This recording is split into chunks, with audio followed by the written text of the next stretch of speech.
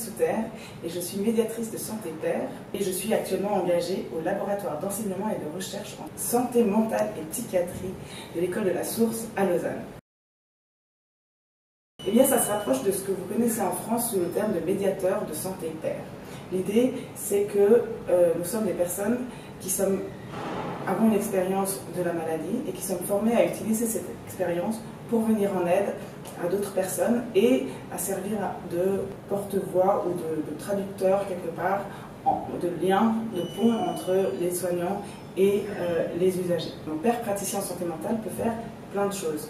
On a l'habitude de le connaître le plus souvent dans les unités cliniques où il est dans l'idéal intégré comme n'importe quel autre professionnel à l'équipe, mais c'est parfois pas toujours aussi simple.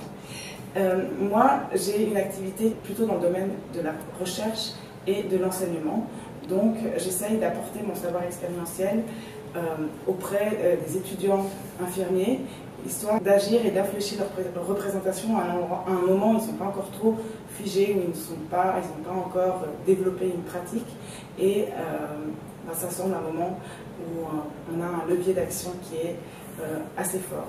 Et dans la recherche, en fait, c'est comme participer de A à Z au processus de recherche. Donc ça part de la définition du sujet de recherche, en passant par l'élaboration des grilles d'entretien, la passation des entretiens, l'évaluation des données et la valorisation ensuite à travers la participation à des congrès et la rédaction d'articles scientifiques.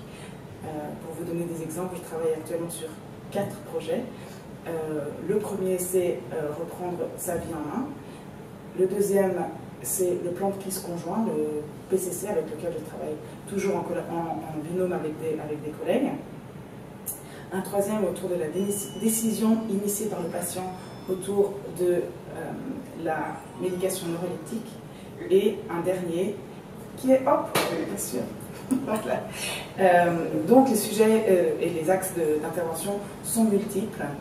Et l'idée, c'est d'être à la fois un vecteur d'espoir et un moteur pour le changement des postures et des pratiques dans les soins.